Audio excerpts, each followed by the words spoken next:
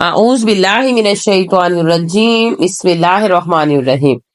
السلام علیکم، امید ہے کہ آپ سب خیریت سے ہوں گے۔ اللہ تبارک تعالیٰ آپ سب کو ہمیشہ خوش رکھے، آباد رکھے۔ حضرت ابو ہریرہ رضی اللہ تعالیٰ عنہ ارشاد فرماتے ہیں کہ میں نے رسول اللہ خاتم النبیین صلی اللہ علیہ وآلہ وصحبہ وسلم کو ارشاد فرماتے ہوئے سنا کہ رحمت الہی کے 100 حصے ہیں، 99 حصے اللہ تبارک تعالیٰ کے پاس ہیں اور ایک حصہ زمین پر اللہ تبارک تعالیٰ نے نازل فرمایا، جس کا اثر یہ کہ مخلوق خدا ایک دوسرے پر مہربانی کرتے ہیں۔ یعنی کہ زمین کا ایک حصے نے دنیا میں ایک دوسرے سے اتنی محبت ڈال دی کہ وہ ایک دوسرے کے بغیر رہ نہیں سکتے۔ اسی طرح یہاں تک کہ گھوڑی اپنے کھر کو اس ڈر سے زمین سے اٹھا لیتی ہے کہیں اس کا بچہ اس کے نیچے کچلا نہ جائے۔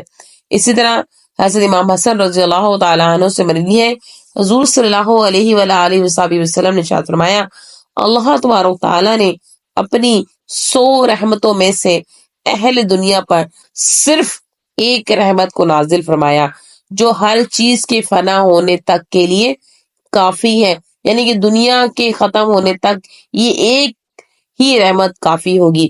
اللہ تعالیٰ میدان حشر میں اس رحمت کو 99 رحمتوں کے ساتھ ملا کر 100 کو مکمل فرمائے گا اور پھر اپنے اولیاء کرام اور اہل اطاعت پر اپنی شان رحمت کا اظہار فرمائے گا۔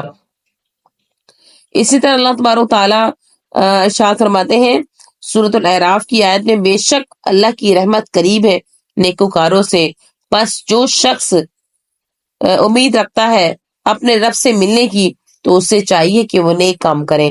اسی طرح سورۃ اعراف میں ایک اور آیت ہے، اور میری رحمت کشادہ ہے ہر چیز پر، یعنی ہر چیز کو میری رحمت میں سے حصہ پہنچا ہے۔ حضرت عبداللہ بن عباس رضی اللہ تعالی عنہ روایت فرماتے ہیں کہ جب قرآن پاک کی یہ آیت طیبہ نازل ہوئی، رحمتی وسعت کل شیء، تو شیطان ملعون نے بھی بغلیں بجانا شروع کر دی کہ میں بھی تو ہر چیز میں شامل ہوں، مجھے بھی رحمت الہی کا حصہ نصیب ہوگا۔ یہود نصارہ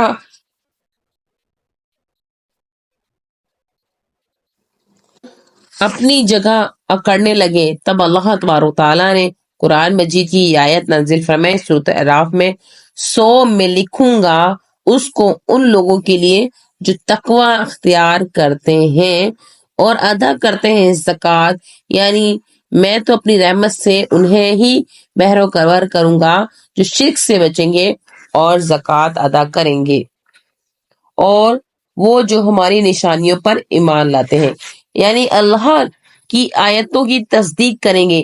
ابلیس ان آیتوں کے نزول سے رحمت الہی سے مایوس ہو گیا اور یہود و نصارہ کہنے لگے کہ ہم شرک سے بھی بچتے ہیں، زکوٰۃ بھی دیتے ہیں، آیت الہی پر ایمان بھی رکھتے ہیں۔ پھر اللہ تبارک تعالیٰ نے یہ آیت نازل فرمائی سورۃ اعراف کی، یہ وہی ہیں جو پیروی کرتے ہیں اس رسول کی جو نبی امید ہے، یعنی رحمت الہی کے حقدار وہ ہیں جو نبی آخر زمان محمد خاتم النبی صلی اللہ علیہ وآلہ وصحبہ وسلم کی دل و جان سے تصدیق کرتے ہیں، لہٰذا یہود و عیسائی بھی محروم ہو گئے رحمت الہی کے۔ اہل ایمان کے لیے مخصوص ہو گئی، ہر مسلمان پر واجب ضروری ہے کہ وہ اس رحمت الہی اور کرم الہی پر اللہ تبارک تعالیٰ کی حمد و ثنا بجا لائے۔ حضرت یحییٰ بن معاذ رازی رحمۃ اللہ علیہ اللہ تبارک تعالیٰ کی دربار میں یہ سوال کیا کرتے تھے، الہی تو نے ہم پر ایک رحمت نازل فرمائی جس کی بدولت اسلام جیسی عظیم دولت عطا کی، جب ہم پہ 100 رحمتیں نازل فرمائے گا تو کیسے تو ہماری مغفرت نہ فرمائے گا۔ آپ رحمۃ اللہ علیہ سے مروی ہے کہ آپ کہا کرتے تھے، مولا کریم اگر تیرا تو اب مطیع فرمانبرداروں کے لیے اور تیری رحمت گناہ گاروں کے لیے، تو میں گو کی فرمانبردار نہیں ہوں بلکہ تیری بارگاہ سے ثواب کی امید لیے بیٹھا ہوں، اور میں تیرا گناہ گار بندہ ہوں، لہٰذا تیری رحمت کا امیدوار بھی ہوں۔ حضرت یحییٰ معاذ رازی رحمۃ اللہ علیہ کے بارے میں مذکور ہے کہ آپ کہا کرتے تھے، میرے مولا کریم تو نے جنت پیدا کی اسے اپنے اولیاء کرام کے لیے اور کافروں کو اس سے مایوس کیا، فرشتوں کو پیدا کیا، تو نے انہیں جنت کی ضرورت نہیں دی جبکہ تو خود ان سے بے نیاز ہے۔ اگر جنت ہمیں عطا نہیں کرے گا تو کس کے لیے جنت بنائی گئی جی؟ حضرت عطا رضی اللہ تعالی عنہ حضور اکرم خاتم النبی صلی اللہ علیہ وآلہ وصحبہ وسلم کے ایک صحابی سے روایت کرتے ہیں کہ ایک مرتبہ ہم کسی بات پر ہنس رہے تھے، اسی سنا میں ہمارے آقا مولا صلی اللہ علیہ وآلہ وصحبہ وسلم تشریف لے آئے۔ ہمیں ہنستا دیکھ کر آپ صلی اللہ علیہ وآلہ وصحبہ وسلم نے ارشاد فرمایا، کیا تم ہنس رہے ہو حالانکہ جہنم تمہارے تعاقب میں ہے؟ حالانکہ جہنم تمہارے تعاقب میں ہے، قسم خدا آئندہ میں تمہیں ہنستا ہوا نہ دیکھوں۔ پھر آپ خاتم النبی صلی اللہ علیہ وآلہ وصحبہ وسلم تشریف لے گئے۔ ہماری حالت یوں ہو گئی گویا ہمارے سروں پر گدھ بیٹھ گئے ہوں۔ پھر حضور اکرم صلی اللہ علیہ وآلہ وصحبہ وسلم تشریف لے آئے، فرمایا جبرائیل میرے پاس آئے تو انہوں نے کہا اللہ تبارک و تعالیٰ ارشاد فرما رہے تھے کہ میرے بندوں کو میری رحمت سے مایوس نہ کرو۔ سبحان اللہ، سبحان اللہ۔ حضرت جابر بن عبداللہ انصاری رضی اللہ تعالی عنہ سے روایت کرتے ہیں، ایک مرتبہ حضور اکرم صلی اللہ علیہ وآلہ وصحبہ وسلم ہمارے پاس تشریف لائے، فرمانے لگے ابھی ابھی میرے خلیل حضرت جبرائیل علیہ السلام میرے پاس آئے تھے، انہوں نے کہا اے محمد صلی اللہ علیہ وآلہ وصحبہ وسلم، قسم اس ذات کبریائی کی جس نے آپ کو نبی برحق بنا کے مبعوث فرمایا، بندگان خدا میں سے ایک بندہ 500 سال تک اللہ تبارک تعالیٰ کی عبادت ایسی پہاڑ کی چوٹی پر کرتا رہا ہوگا جو لمبائی چوڑائی میں 30 گز ہوگا اور جسے ہر طرف سے 4000 فرق سمندر اپنے احاطے میں لیے ہوئے ہوگا۔ اللہ تبارک تعالیٰ نے اس بندے کے لیے انگلی کی چوڑائی کی مقدار پہاڑ کے نیچے سے میٹھے پانی کا چشمہ جاری کر دیا ہوگا، اور انار کا ایک درخت روزانہ جس سے ایک انار اسے ملتا ہوگا، اس کا معمول یہ تھا روزانہ شام کو نیچے اترتا، ٹھنڈے میٹھے چشمے سے وضو کرتا، انار کھاتا، پھر نماز کے لیے کھڑا ہو جاتا۔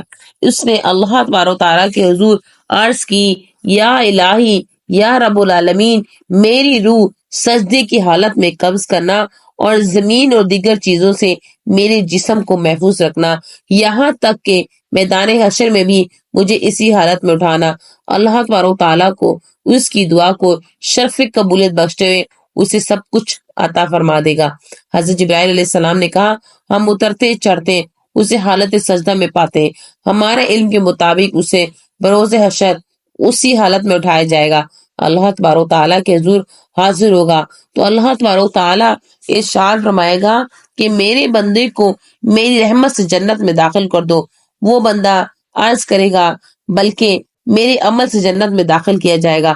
اللہ تعالیٰ فرمائے گا میرے بندے کے اعمال اور میری نعمتوں کا حساب کتاب کرو، جب حساب کیا جائے گا تو آنکھ کی صورت میں اسے عطا کی جانے والی نعمت اس کی 500 سال عبادت کا احاطہ کر لے گی، جبکہ جسم کی صورت میں باقی نعمت بھی ابھی علیحدہ ہوگی۔ اللہ تبارک تعالیٰ فرمائے گا میرے بندے کو جہنم میں داخل کر دو، اسے جہنم کی طرف گھسیٹا جائے گا تو وہ ندا کرے گا اے میرے مولا اپنی رحمت سے بھی جنت میں داخل کر دے۔ اللہ تبارک تعالیٰ فرمائے گا اسے واپس لوٹا دو، اللہ تبارک تعالیٰ کے حضور لا کے اسے کھڑا کر دیا جائے گا۔ اللہ تبارک تعالیٰ پوچھے گا کہ تو کچھ بھی نہ تھا، تجھے کس نے پیدا کیا؟ تجھے وہ عرض کرے گا میرے مولا تو نے۔ اللہ تبارک تعالیٰ ارشاد فرمائے گا کہ کیا یہ تیرا اعمال کی بدولت تھا یہ میری رحمت کا صدقہ؟ بندہ عرض کرے گا مولا تیری رحمت کے صدقے۔ اللہ تبارک تعالیٰ فرمائے گا 500 سال تک میری عبادت کے لیے تجھے قوت کس نے بخشی؟ بندہ عرض کرے گا یا رب العالمین تو نے۔ اللہ تبارک تعالیٰ ارشاد فرمائے گا کشادہ سمندر کے وسط میں پہاڑ پہ تجھے کس نے ٹھکانہ دیا؟ نمکین پانی میں سے میٹھے پانی کے چشمہ کس نے نکالا؟ تیرے لیے ہر روز انار کس نے پیدا کیا؟ حالانکہ انار تو سال میں ایک مرتبہ پھل پہ دیتا ہے.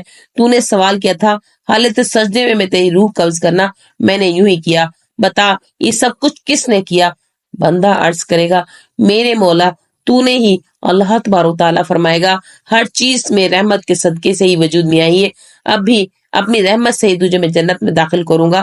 حضرت جبرائیل علیہ السلام فرمائے گا ہر چیز اللہ تعالیٰ کی رحمت کا ہی صدقہ ہے. سبحان اللہ، سبحان اللہ. احمد بن سہل رضی اللہ تعالی عنہ سے روایت کرتے ہیں کہ میں نے یہاں ابن اقشم رحمت اللہ علیہ کو خواب میں دیکھا تو پوچھا تمہارے ساتھ اللہ تبارک تعالیٰ نے کیا معاملہ فرمایا؟ انہوں نے کہا اللہ تبارک تعالیٰ نے مجھے بلا کر فرمایا اے برے بوڑھے تو نے کیا کچھ کیا؟ تو میں نے عرض کیا یا رب العالمین ایسا تو مجھے تیرے بارے میں نہ بتایا گیا تھا. اللہ تبارک تعالیٰ ارشاد فرمائے گا تو پھر کیا بتایا گیا تھا؟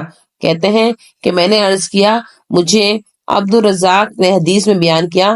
انہوں نے ارشاد فرمایا ہے کہ حضرت عائشہ سے ام المومنین حضرت عائشہ نے سرور دو عالم سے اور سرور کائنات نے حضرت جبرائیل علیہ السلام سے روایت کیا ہے کہ مولا کریم تیرا ارشاد مبارک ہے جو شخص حالت اسلام میں بوڑھا ہو جائے تو میں اسے عذاب دینا چاہتا ہوں، لیکن مجھے اس کے بڑھاپے کو دیکھ کر عذاب دیتے ہوئے حیا آ جاتی ہے.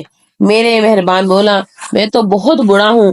اللہ تبارک تعالیٰ فرمائے گا عبد الرزاق نے سچ کہا، محبت نے سچ کہا، ظاہری نے سچ کہا، عروہ نے سچ کہا، عائشہ نے سچ کہا، میرے محبوب نبی کریم صلی اللہ علیہ وآلہ وسلم نے سچ کہا، جبرائیل نے بھی سچ کہا، میں نے بھی سچ کہا. فرمایا اے یحییٰ میں اسے کبھی عذاب نہ دوں گا جو حالت اسلام میں بڑا ہو جائے گا. پھر اللہ تبارک تعالیٰ نے ذات یمین کے ساتھ مجھے جنت میں داخل ہونے کا حکم فرما دیا. سیدنا ابو فاروق رضی اللہ تعالیٰ عنہ روایت فرماتے ہیں کہ بارگاہ نبوت صلی اللہ علیہ وآلہ وسلم میں حاضر ہوا تو میں نے حضور صلی اللہ علیہ وآلہ وسلم کو روتے ہوئے دیکھا. میں نے عرض کی یا رسول اللہ کس چیز نے آپ کو رلا دیا ہے؟ تو حضور اکرم صلی اللہ علیہ وآلہ وسلم نے ارشاد فرمایا جبرائیل امین میرے پاس آئے تھے، انہوں نے کہا کہ اللہ تعالیٰ ایسے شخص کو عذاب دیتے ہوئے حیا فرماتا ہے جو حالت اسلام میں بوڑھا ہو جائے، لیکن بوڑھے مسلمان اللہ تبارک تعالیٰ کی نافرمانی کرتے ہوئے کیوں نہیں حیا کرتے؟ اللہ تبارک تعالیٰ ہم سب کو نیکی کرنے کی توفیق عطا فرمائے. وآخر دعوانا ان الحمدللہ رب العالمین.